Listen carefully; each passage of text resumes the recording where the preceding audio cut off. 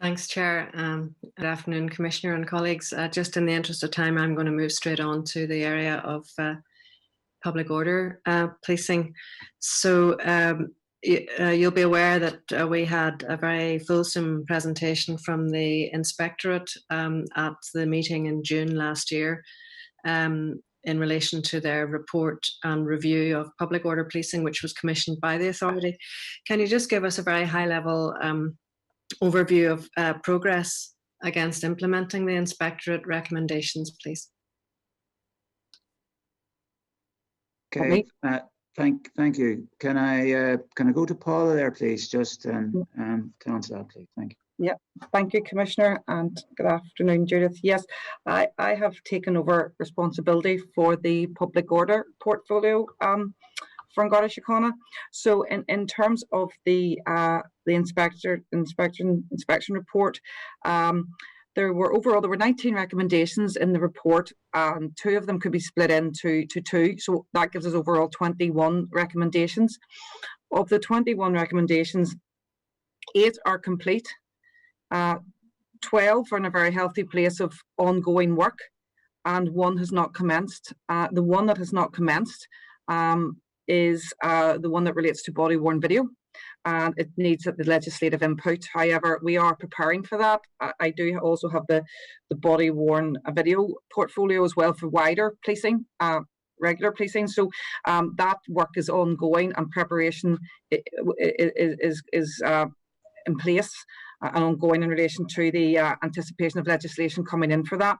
The National Public Order Steering Group has already been established and has sat on several occasions. I will take over the chair of that, and that steering group will then continue to monitor the implementation of all the recommendations until completion. We do have in total now 11 accredited silver public order commanders, I believe with 1 gold accredited commander, and the gold course that was deferred, that was due to happen in April but had to be delayed because of COVID. We're making plans to have it in as soon as we can. The college is working on that to get that rescheduled. And can I that's really helpful, Paula, thank you. Can I ask, has the strategic threat risk assessment been completed, and in particular, has it been reviewed in the context of COVID-19? That's exactly, yes, what's happening. It has been completed. It was being sent to the executive for sign-off. However, given COVID-19, it's now going to be reviewed and will be resubmitted to the executive. We thought it was apt to do that, and it's as near completion, just this final review, and then it'll be with the executive for sign-off. Okay, very good. Can I say we very much welcome the fact now that you're reporting to the authority on use of force, and I know that the figures that you're reporting are being refined and honed each month that you report, but it's our desire very much to see eventually these figures published, as is the case in many other police services across the world. But in welcoming these figures, can I ask, how confident are you that they are accurate, and what is being done to make sure that the importance of these figures is embedded with officers in the front line, and in particular perhaps supervisors, to make sure that returns are submitted when force is used? Okay, so we draw this information off Pulse, and it's conducted against searches, and GISC are very much at the centre of that to make sure that this return is accurate. But there's a further adjustment to Pulse, and I believe it's in the autumn adjustment that will make a further adjustment to the one of the fields within Pulse, and that'll give us a good deal more assurance in terms of a report and the use of force. There is still within these an element of human error if it's not actually captured in the descriptor within the Pulse record. It can be missed. I am confident that huge effort has gone into producing these figures, but I'll be a good deal more confident in the autumn time when we've done this addition to Pulse around use of force, and that data then can be subject to examination, and we think then at that stage would very much obviously be fit for publication as well. I think the important point about use of force is that that our decision-making model has been at the centre of any of the uses of force. I have seen certainly instances of very dangerous situations where Garda members have not resorted to indeed lethal force, which may have been an outcome in other jurisdictions, and have acted very responsibly and at some danger themselves to de-escalate situations. And that's a constant theme. Also, I would say there is a constant theme as well, regrettably, of assault on members of Garda Síochána as they conduct their duties as well. So I and members of Garda Síochána have responsibility to protect themselves, but also to protect society. And often we find ourselves in a use of force scenario where we're doing precisely that. Either it's an issue of self-protection or action needs to be taken to protect others.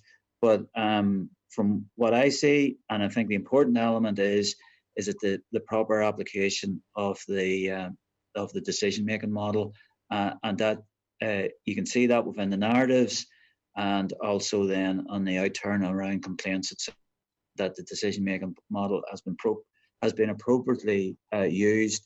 And indeed, I had promised Bob to send him an account of a very tricky situation, very difficult situation, and I will send that on so that authority members can see just some of the scenarios that members are facing and not resorting to either deadly force or and in effect in ways to de-escalate a situation.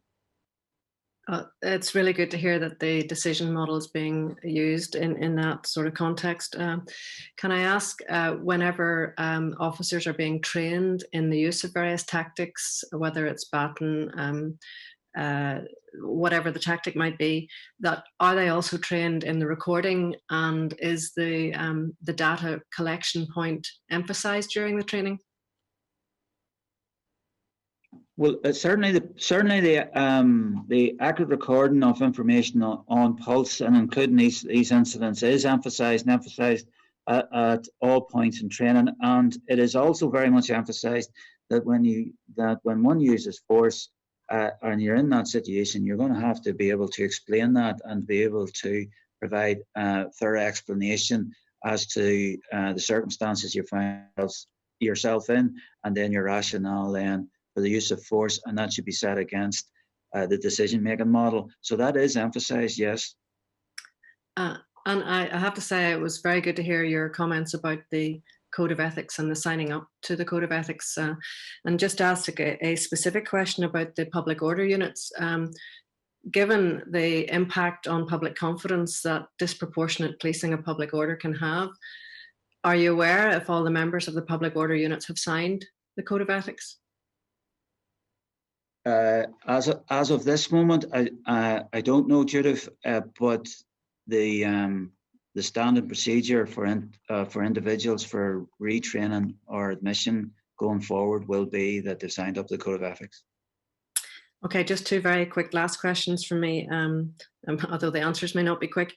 How confident are you then, given what you've said about the training, the oversight, the supervision, the reporting, etc., that use of force within the Garda Síochána is necessary, proportionate, and legal? Well, I have actually great confidence in that. I would see the great majority of use of force incidents. I certainly would see those where a taser, firearm, or indeed there's been some form of confrontation where a member of Garda Síochána has been injured. In terms of civil actions, all of those come to me as well, and I would examine those too. So, and also then obviously then discipline issues. So I do have a good insight into the use of force. I think the figures have actually added to that in terms of just knowing what the actual global situation is. And so I do have confidence around the approach of members to these confrontation type scenarios and the application of their training around de-escalation but also then, as you say, the proportionate and necessary use of force if required. And the final question for me, Chair, if I may, is just to ask, when do you expect that all the recommendations of the Inspectorate report will be complete and implemented? Well, I think the STRA we can resolve. The STRA is a living document, so that can be resolved quickly. We have a training issue in respect of gold that we want to resolve quickly as well, and then there's the piece then around the actual membership of the public order units. The STRA should determine then the scale of our public order commitment or personnel engaged, and then that gives us an indication as to training, etc. So as many of these are actually underway, can be resolved this year. I think recommendation 11, which is in respect to the body worn cameras, that in some ways, well, that's underway. It's not within our gift to say just exactly what scale is needed, but as time goes on, particularly around domestic abuse and other confrontations, becomes more and more evident that it's an essential piece of policing equipment, and we would like to see it as soon as possible.